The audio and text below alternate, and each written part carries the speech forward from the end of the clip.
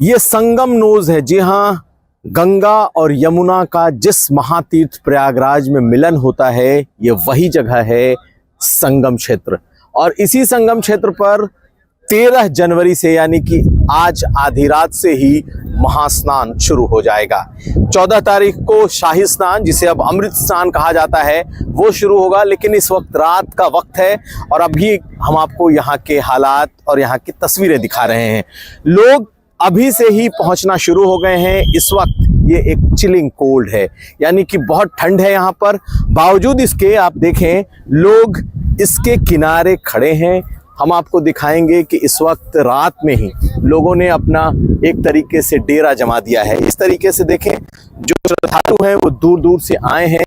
लेकिन इस खुले आसमान में, हालांकि लाइटिंग की अगर आप व्यवस्था देखें तो बड़ी जबरदस्त दिखा देगी। आप हर तरफ लाइटिंग देखें तो रोशनी ही रोशनी है, दूधिया रोशनी है। लेकिन लोगों ने इसी जमीन पर, यहाँ पर हालांकि ये फूस बिछाई गई है, लेकिन ओस भी काफी ज्यादा है और लोग इस वक्त भी पहुंच चुके हैं। यहीं पूरी रात ये गुजारेंगे। और आप हमारे पीछे देखिए कि ये हमारे पीछे देखिए, कई लोग इस वक्त भी कंबल ओढ़कर अपना पॉलिथीन बिछाकर इस वक्त सो रहे हैं, ताकि सुबह तकरीबन 3 साढ़े 3 बजे से जब स्नान हो तो वो सीधा स्नान करने जा सके। यहाँ से महज कुछ मीटर की दूरी पर यह संगम है।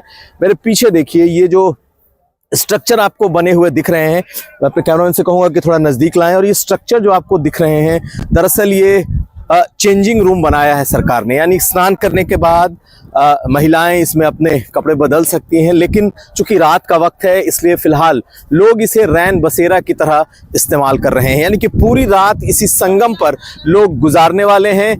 कल जो स्नान शुरू होगा, मकर संक्रांति का और पौरुष स्नान है, ये बहुत बड़ा स्नान माना जाता है। और आप देखिए किस तरीके से लोगों को भी आप देखिए खुले आसमान में लोग आपको सोते हुए इस वक्त दिखाई देंगे। और पूरी रात यहाँ पर लोग आपको दिखाई देंगे। भैया इधर आना जरा, वो देखिए चाय भी। रात भर चाय बेच लोगे?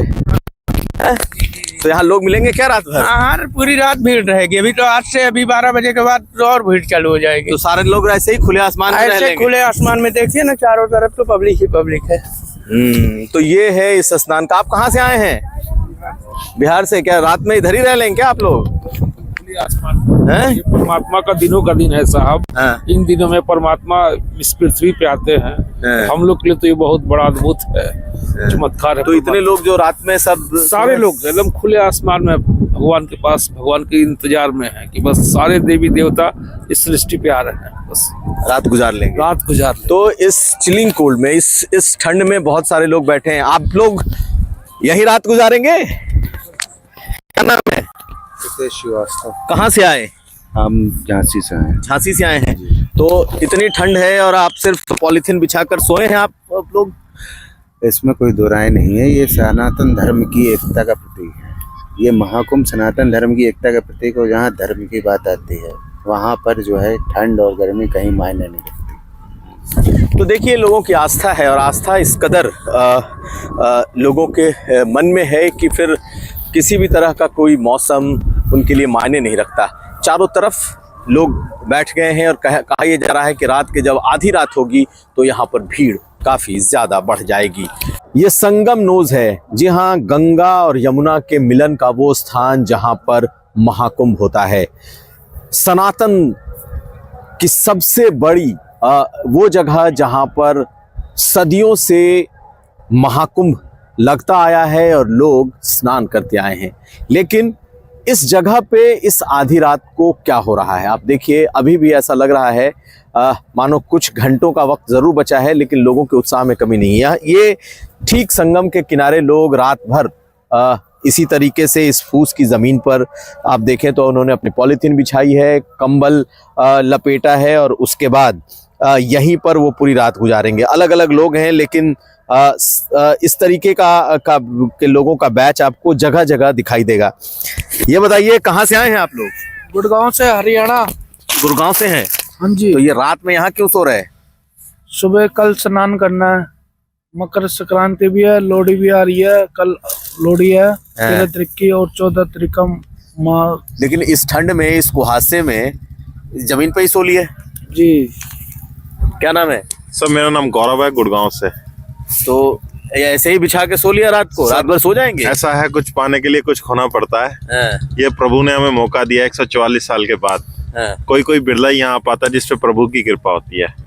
अगर सर होटल में रुकते तो यहाँ नहीं आ पाते, यहाँ रुके हैं तो स्नान कर पाएंगे। तो कुछ पाना है तो कुछ खोना पड़ेगा। ठंड सहन करेंगे तो उसका फल प्रभु देंगे। जिन पे कृपा है वो इस घाट तक पहुंच पाए हैं। आज ये ठंड जरूर सहन कर रही है, लेकिन उसका फल हजारों गुना हमें मिलेगा। तो ये प्रभु की कृपा है, हम यहाँ बैठे हैं, कोई दिक्कत नहीं है। एक दिन के लिए, प्रभु के लिए ये रात भी हम सहेंगे ठंड की, कोई ऐसी बात नहीं है। इस ठंड में भी अपना मजा है, ठंड का अपना मजा है। ठंड का अपना मजा है। लेकिन ये है कि जबरदस्त ठंड है जिसको कहते हैं। लेकिन काटेंगे कैसे ना कैसे ये रात। सुबह फिर सुबह स्नान करके निकलेंगे। सुबह स्नान करेंगे, जैसे होएगा, कोई दिक्कत नहीं है। बहुत बढ़िया। ये बताइए, आप कहाँ से आए? कैमूर बिहार से आए हैं। क्या नाम है? बनारसी। तो बनारसी जी रात भर ऐसे ही काट लेंगे? जी ऐसा ही काट लिया। ठंड नहीं लग रही? ठंड नहीं लग रही है। क्यों? क्यों ठंड रह रही है? माता का दर्शन करने के लिए आए हैं और स्नान करने के लिए आए हैं। हाँ, ठंड नहीं लग रही है। तो रात भर ऐसे ही खुले रात भर आकाश ऐसे में? ही खुली में रह जाएंगे। अच्छा, कितने बजे स्नान करेंगे? 5 बजे के बाद करेंगे स्नान। 5 बजे के बाद स्नान करेंगे। 5 बजे का मुहूर्त है। 5 बजे का है? 5 बजे का मेन मुहूर्त है। ब्रह्म मुहूर्त के बाद 5 बजे अपना यहाँ पर स्नान स्टार्ट हो जाएगा और सारे यहाँ 5 बजे के बाद स्नान करेंगे। तो बहुत ज्यादा क्राउड आएगा यहाँ पर, और जो पास होंगे उनकी किस्मत पहले चमकेगी। और क्राउड तो अनलिमिटेड है, आपको पता है। कुछ ही दर्शन करने वाले जो हैं, जो स्नान करेंगे, जो सुबह जल्दी आएंगे, उन्हें ब्रह्म मुहूर्त का फायदा मिलेगा। तो ब्रह्म मुहूर्त के लिए आप लोग रात में रुक गए? रात को रुकना कंपलसरी है। अगर आप रात को नहीं रुकोगे तो आप सुबह ब्रह्म मुहूर्त में स्नान नहीं कर पाओगे, क्योंकि यहाँ पर इतनी किलोमीटर लंबी जो लाइंस लगेंगी, कल लाखों करोड़ों श्रद्धालु लोग आएंगे, तो हर कोई सुबह नहीं आ पाएगा, पॉसिबल नहीं है।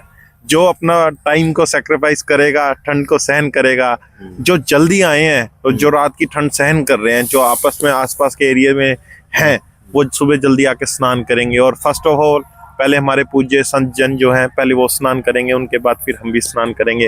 उनके दर्शनों का लाभ हमें मिलेगा, उनके चरणों की धूल हमें मिलेगी। तो ऐसे ही प्रयागराज जो तीर्थों के राजा हैं, उन्होंने हम पे कृपा करी है, उन्होंने हमें अपने पास बुलाया है। तो इसी से मैं कहूँगा कि बहुत कृपा है भगवान की, बहुत कृपा है।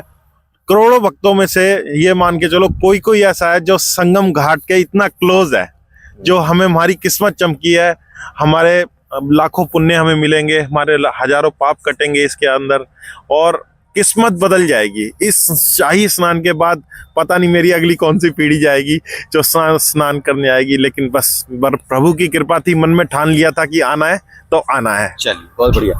आपका क्या नाम है? मुन्ना पासवान जी, ये बताइए कि इतनी दूर से आए, कहाँ से? आप भी कैमूर से हैं?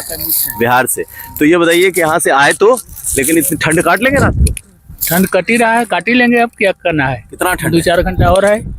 हाँ, सुबह 5 ये डर बजे। नहीं है कि ओस है, ठंड नहीं, है, क्या- ठंड लग जाएगी? क्या डर लगेगा कि हम लोग यहाँ थोड़ा रहते, कहीं और रहते, इसलिए यहाँ आएंगे, 5 बजे भोर में नहाएंगे, इसके बाद निकलेंगे फिर।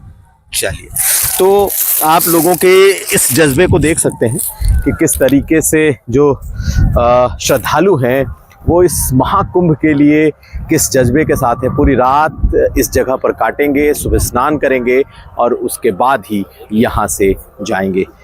तो संगम नोद से, यानी कि संगम की इस जगह से इस वक्त, इस रात में क्या है स्थिति, श्रद्धालु किस कदर सुबह का इंतजार कर रहे हैं, इस पर ये खास रिपोर्ट। कुमार अभिषेक, संगम नोद, प्रयागराज, आज तक।